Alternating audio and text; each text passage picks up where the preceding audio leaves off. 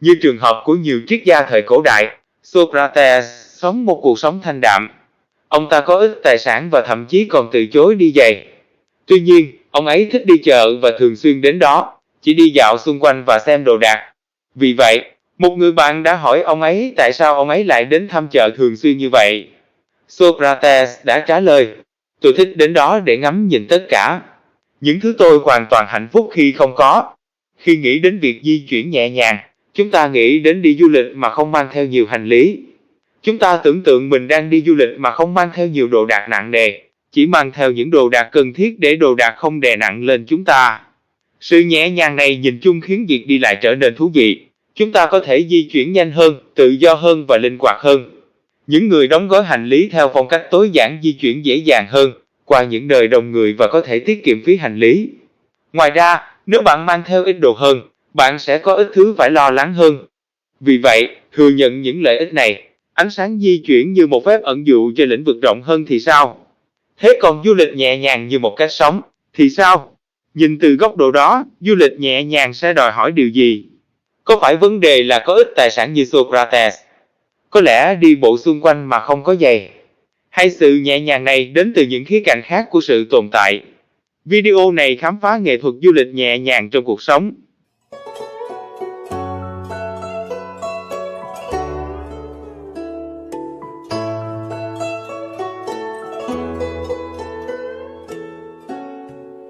Vua Midas, một nhà cai trị nổi tiếng giàu có, đã nuôi dưỡng niềm đam mê vàng vô tận.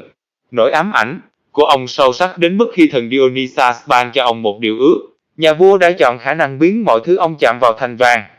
Ban đầu rất phấn khởi, ông say mê với sức mạnh mới của mình, biến đồ vật thành vàng chỉ bằng một cú chạm. Tuy nhiên, niềm vui của ông nhanh chóng biến thành tuyệt vọng khi qua sự đụng chạm của mình, ông cũng biến đồ ăn thức uống và thậm chí cả đứa con gái yêu quý của mình thành vàng. Vua Midas nhận ra điều ước của mình là một sai lầm nghiêm trọng, nên đã cầu xin Dionysus hủy bỏ điều ước của mình và ông đã làm theo. Từ thời điểm đó, Midas hiểu rằng lòng tham vàng của mình có thể phá hủy kho báu thực sự của cuộc sống. Không có gì lạ khi ham muốn của chúng ta về đồ vật đè nặng lên chúng ta. Con người có xu hướng giữ chặt đồ đạc, chúng ta có xu hướng tích lũy để có nhiều hơn những gì chúng ta cần.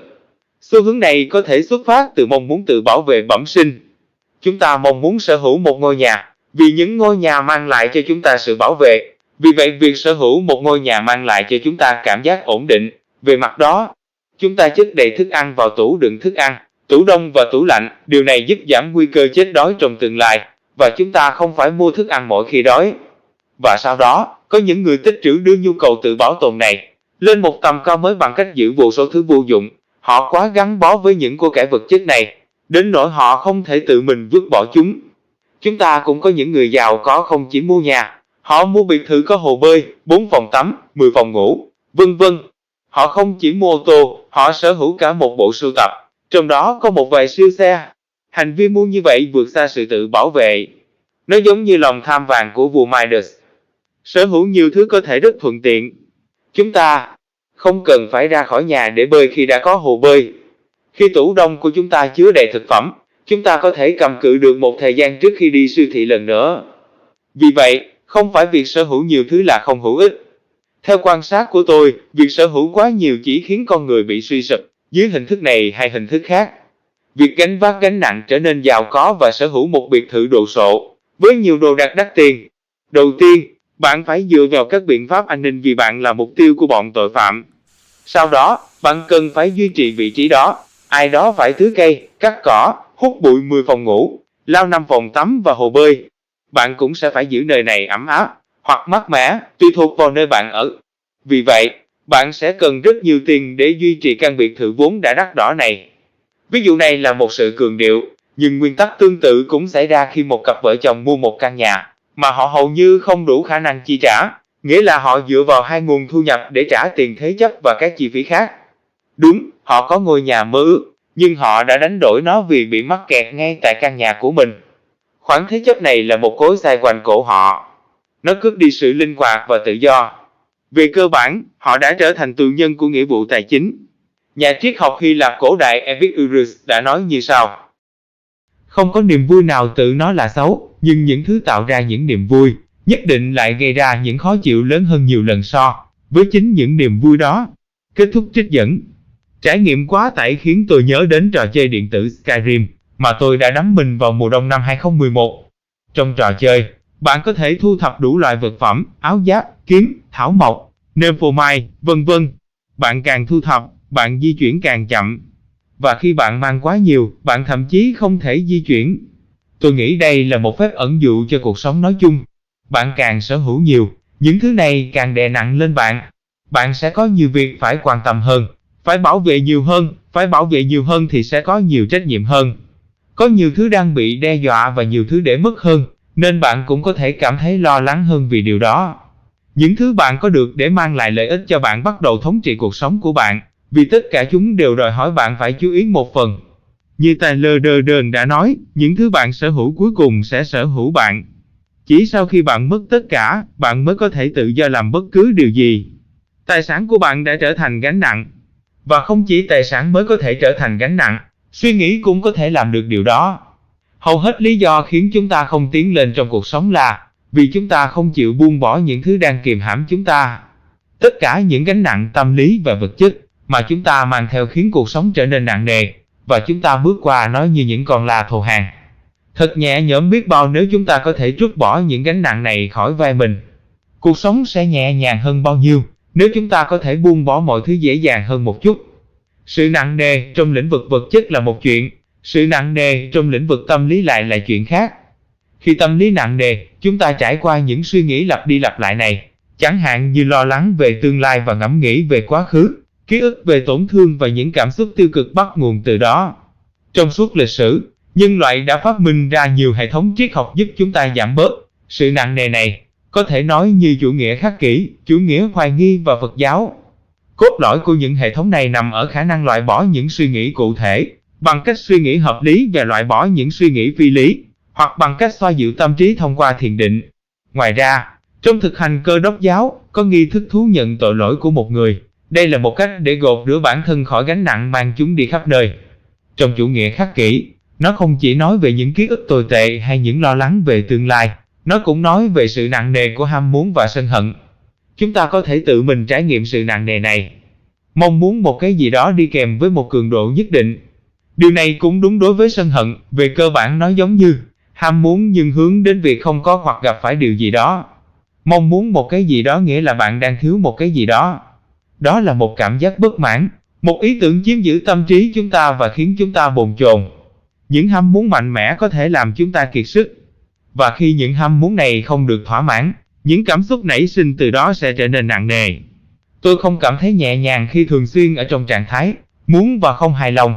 Sự nhẹ nhàng xảy ra khi tôi cảm thấy hài lòng, không còn nhu cầu hay mong muốn nữa. Một điều thú vị về các hệ thống triết học, như những hệ thống mà chúng ta tìm thấy trong chủ nghĩa khắc kỷ, Phật giáo, Cơ đốc giáo, Hồi giáo, vân vân, là sự nhấn mạnh vào việc không gắn bó và buông bỏ của cải vật chất. Các tu sĩ Phật giáo không có tài sản gì ngoài vài bộ y và một bát ăn. Nhà triết học cực kỳ tối giản Diogenes Cynic đã tiến thêm một bước nữa khi ông vứt bỏ chiếc bát của mình sau khi nhìn thấy một đứa trẻ dùng tay uống nước từ ao.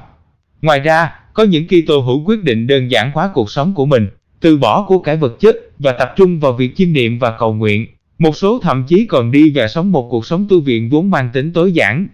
Một trong những người bạn đồng tu của tôi nói với tôi rằng anh ấy không tập trung vào sự giàu có vì anh ấy sẽ không mang nó theo sang thế giới bên kia, và việc tìm kiếm sự giàu có cũng khiến anh ấy mất tập trung vào mối dây liên kết với Chúa.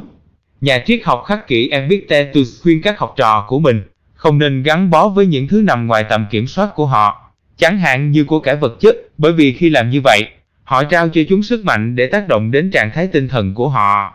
Ông cũng lập luận rằng, bạn không thể vừa trở thành một nhà hiền triết vừa ham muốn những thứ thấp kém hơn. Các nhà hiền triết thời xưa coi của cải hoặc ít nhất là sự gắn bó với chúng là những phiền nhiễu, gánh nặng đè nặng lên con đường của họ. Một con đường chỉ dành cho những người đi du lịch nhẹ nhàng. Vậy ý tưởng du lịch nhẹ nhàng trong cuộc sống trông như thế nào? Sau dịch bệnh toàn cầu, lệnh đóng cửa và lệnh giới nghiêm, tôi quyết định đi du lịch. Tôi có thể thoải mái làm việc ở bất cứ đâu miễn là có kết nối Internet và một nơi yên tĩnh để làm việc, cũng như ghi lại kịch bản của mình, điều mà hầu hết các phòng khách sạn đều phù hợp. Tôi thường đi du lịch chậm rãi, dành thời gian để đắm mình vào nơi mình đang ở. Về hành lý, Tôi đã giảm hầu hết mọi thứ xuống mức tối thiểu, nhưng không đến mức trở nên bất tiện. Sẽ rất tối giản nếu chỉ mang theo 2 chiếc áo phông trong chuyến đi, nhưng sau đó, bạn sẽ phải giặt chúng hàng ngày, điều này không mất quá nhiều thời gian. Tôi mang theo chiếc máy tính xách tay nhỏ của mình, một màn hình phụ, mic và những phụ kiện nhỏ khác. Vì vậy, thiết bị tôi cần để chạy kênh YouTube này đều nằm gọn trong chiếc túi này.